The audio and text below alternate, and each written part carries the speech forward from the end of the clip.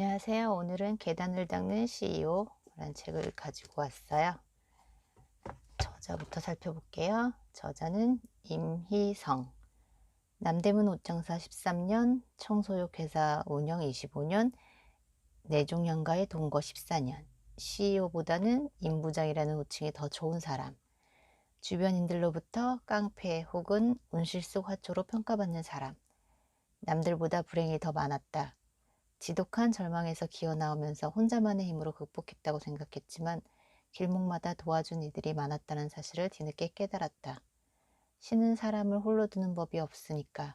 그래서 자신도 다른 사람들에게 눈꽃만큼이라도 도움이 되고 싶었다. 더 이상 과거처럼 살기 싫었고 고단한 삶을 사는 누군가에게 따뜻한 위로를 건네고 싶었다. 이 책이 탄생할 수 있었던 이유다. 하늘의 뜻을 안다는 지청명을 훌쩍 넘기고 사자의 심장을 씹어먹을 정도로 강한 성품이지만 그의 인생은 아직도 바닥에 머물러 있다. 계단을 닦는 것처럼 자신의 인생 계단도 닦아나가고 있다. 매일매일 한 발짝씩 뗄 수 있어서 참으로 행복하다. 그리고 목차. 패배를 모르는 하룻강아지. 어떻게 여자가 사장까지. 남대문 시장 옥동자와의 만남. 우리 일은 양복 입고 사무실에 앉아서 하는 일이 아니에요. 죽을 힘을 다해 산다는 것. 나는 전문직이다. 땀 흘리는 노동의 아름다움. 힘들다고 철새가 될 순 없다. 하늘도 모르고 땅도 모르지만 나는 안다. 한솥밥 먹는 사람의 의견을 무시하지 않는다. 지킬 것과 버려야 할 것을 구분한다. 세상에 공짜 정신은 없다. 고객을 고객답게, 진상을 진상답게. 장사꾼 중소기업 CEO 이미성의 경영노트. 의뢰시대에 대한 단상. 어느 용역 직원의 하루. 사람을 사람답게. 왜 남자 장실에 여자 정서부만 있을까? 장사의 기본. 애착하되 집착하지 않는다. 건강한 몸과 마음. 불가능은 없다. 실패해도 무너지지 않는다. 늦가기 공부의 즐거움. 백만송이 장미. 100만 원으로 살 수 있는 것은 대한민국에서 장녀로 산다는 것. 돈의 부질없음을 배우다. 여전히 채워나갈 것이 많은 지금의 내가 좋다. 처음에 이 책의 제목만 보고서는 청소에 관련된 이야기인 줄 알았어요. 그러니까 청소 비즈니스에 관한 방법을 알려준다던가 이런 것들의 비전, 어떤 식으로 해나가는 게 좀 더 좋은지, 어떻게 하다 보면 크게 성공할 수 있는지, 이거를 청소하고 관련된 건 줄 알고 처음에는 이 책의 제목만 보고 읽기 시작했어요. 근데 읽다 보니까 소설인가? 또 싶더라고요. 너무 여자 주인공이 고생만 하는 스토리가 쭉 이어져 있어서 드라마나 영화에서 나올 법한 가난하고 사랑받지 못하고 버림받고 주인공은 진짜 열심히 사는 것밖에 없는데 돌아오는 건 뇌종양이라는 병을 얻고 지금도 같이 뇌종양과 같이 살아간다는 저자. 좀 그랬어요. 내용이 그런 거 있잖아요. 여자는 왜 이렇게 살아야 하나. 고생만 하고 힘들게 살았는데 왜 뇌종양까지 같이 살아가야 하는가라는 생각에 화가 나고 저는 그래서 막장 드라마 이런 거 잘 안 봐요. 보면 화가 나고 짜증이 나고 내 기분까지 망치는 것 같아서. 그런데 이제 계속 읽다 보니까 그런 생각이 들더라고요. 이렇게 사는 사람도 있는데 이런 시련과 아픔이 있는 사람도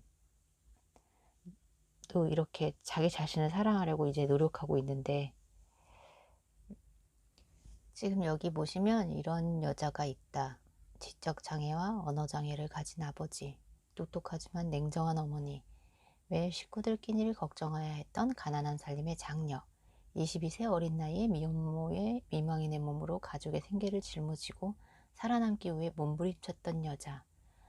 남대문에서 13년간 옷장사를 했고 청소 용역 회사를 운영해서 성공했지만 식당업에서 폭삭 망해 신용불량자가 되었다가 다시 일어선 여자.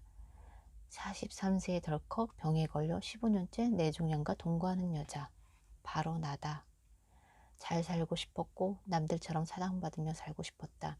그래서 정말 열심히 살았다. 미친 듯이 일해서 돈을 벌었다. 누가 봐도 성공한 여자 CEO로 보이는 그럴듯한 명함을 갖게 되었다. 하지만 죽기 살기로 돈만 벌다 보니 내가 일하던 분야 외에 다른 영역에서는 깡통이나 마찬가지다. 2016년 고려대학교 경영전문대학원 최고 경영자 과정에 다녔다라고 써 있어요. 그러니까 학교에 다니기 전까지는 책 한 권도 보지 않았는데 지금은 이렇게 책을 쓰게 되었으니 엄청난 변화다. 여기 보신 것처럼 너무너무 힘들어 보이지 않아요? 어떻게 22살에 어린 나이에 미혼모에 미망이네. 저는 이걸 보면서 좀 되게 좀 그랬어요. 말로 표현할 수 없는. 왜냐면 요즘에 제가 못났다라는 생각을 하고 있었거든요. 제 스스로에게. 나도 열심히 산 것 같은데, 아낀다고 아끼면서 절약하고 산 것 같은데 지금 현재 나는 뭐가 이렇게 되는 게 없지? 라는 생각. 저 스스로 자존감도 많이 높아졌다고 생각했었는데 요새는 아니었구나 라는 생각을 했어요. 단지 그걸 확인할 수 있는 환경을 만들지 않았었던 건 아닌가 라는 생각. 우리나라가 행복지수가 가장 낮은 이유는 타인과 비교해서라고 하잖아요.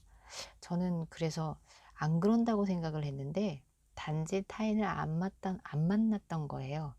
그런 얘기를 들을 만한 사람들과의 만남을 피했던 걸 수도 있고 안 만들었던 걸 수도 있는데 요새는 이렇게 가까이 있는 사람들의 얘기를 듣다 보니까 스스로 참 못났구나. 나도 남하고 비교를 하고 있구나. 남이 잘 되면 멋지다라고 말할 수 있는 사람인 줄 알았는데 부럽다라는 생각이 드는 게 저는 아직도 더 많이 공부해야겠다는 생각이 들었어요. 자존감을 높이는 공부도 해야 되고 자기계발도 마찬가지고. 요즘엔 또 아침에 일찍 안 일어나요. 한동안은 벌떡하고 일어나야지 했는데 요새는 일어나도 왜 이렇게 피곤하다는 생각에 아침한테 지는지 모르겠어요.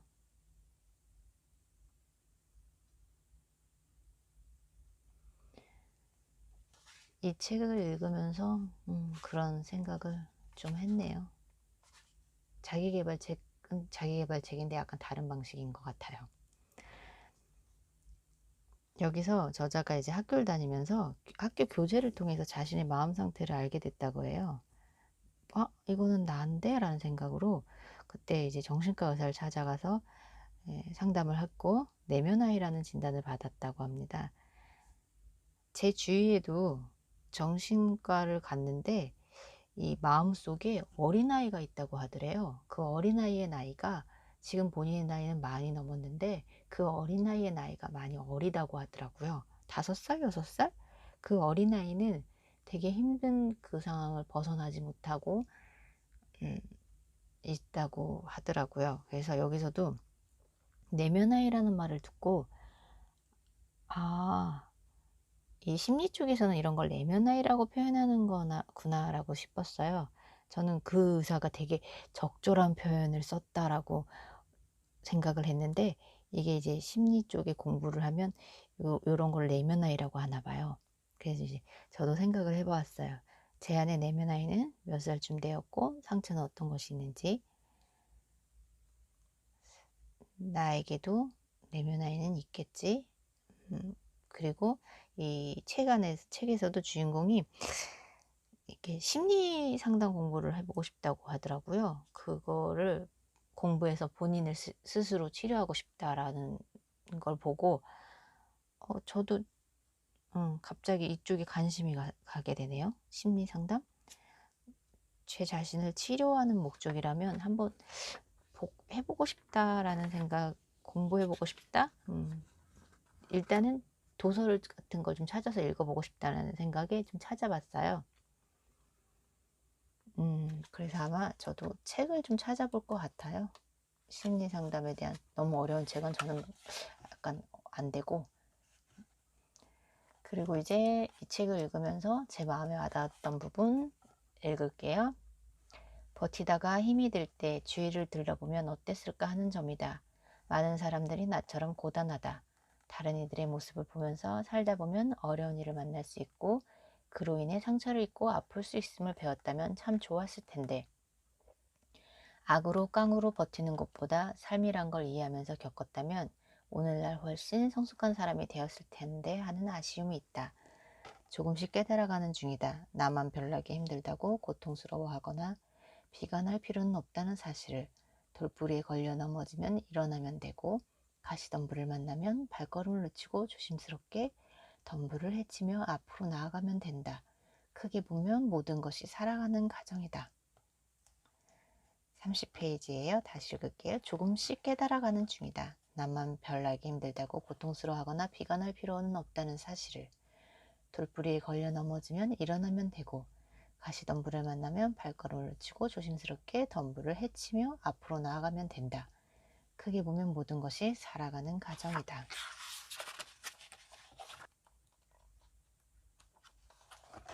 179페이지. 금건 전략하면 언제든 돈은 벌어. 어떻게 버는 것이 중요한 것이 아니고 어떻게 쓰느냐가 더 중요해. 근검 전략하면 언제든 돈은 벌어. 어떻게 버는 것이 중요한 것이 아니고 어떻게 쓰느냐가 중요해.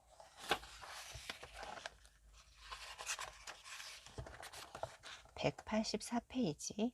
일에 대한 자부심과 애정을 가지고 매달린 만큼 일이 틀어지면 속상하고 주저앉고 싶어진다.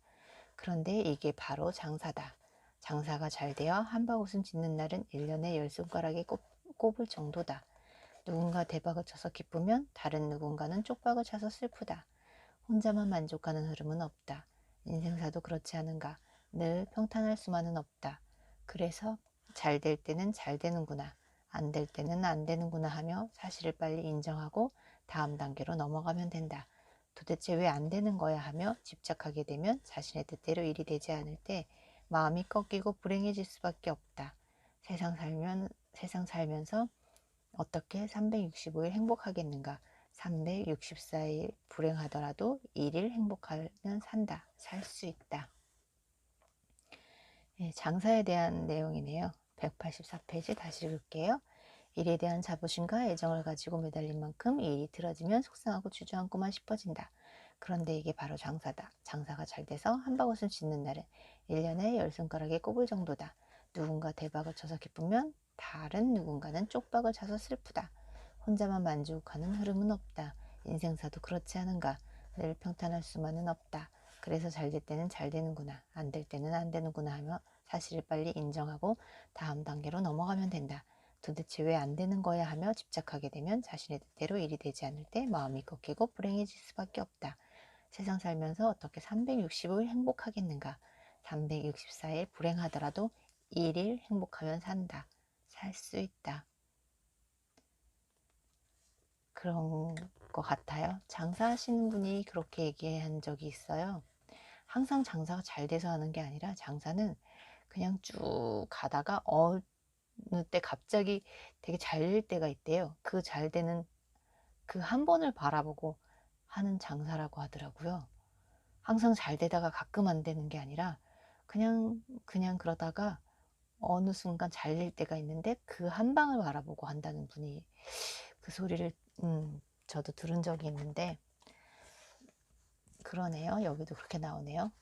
1년에 10손가락 꼽을 정도로 장사가 잘 되는 날은 1년에 10손가락 꼽을 정도라고.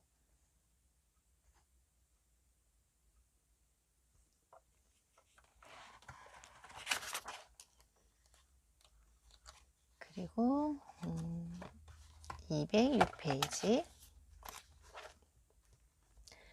꼭 하루에 한 가지 알을 얻으려고 노력한다. 매일 뭔가를 배운다는 게 이렇게 즐거운 일인 줄 몰랐다.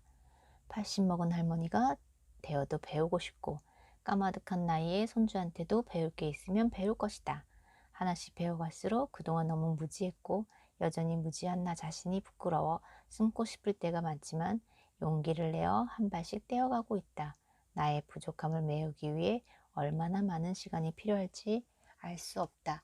하지만 가랑비에 옷 젖는다는 말처럼 매일 한 가지씩 내 것을 만들다 보면 10년, 20년 후에는 지금보다 한 뼘이라도 자라난 내가 될지 모른다. 그러한 기대를 조심스럽게 가져본다.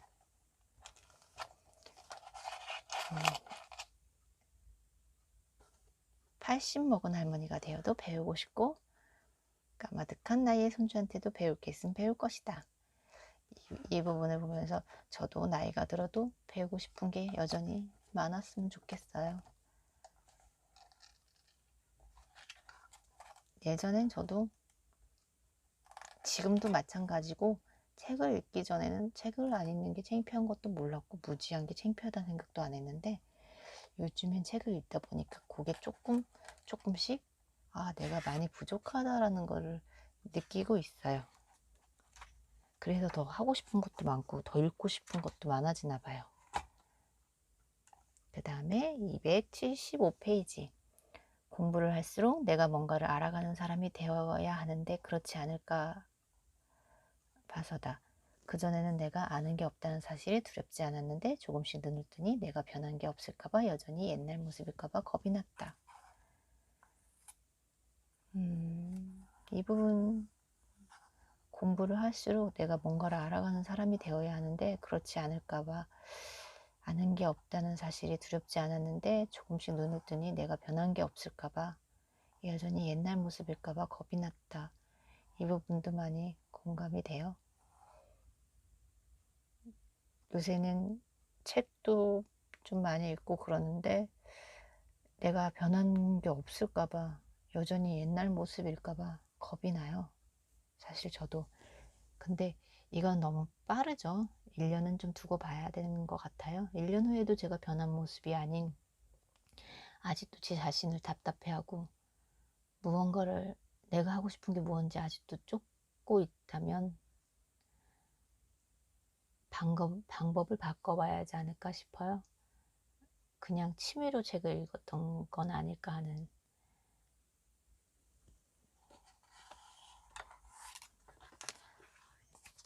이렇게 오늘은 계단을 닦는 CEO에 대한 책으로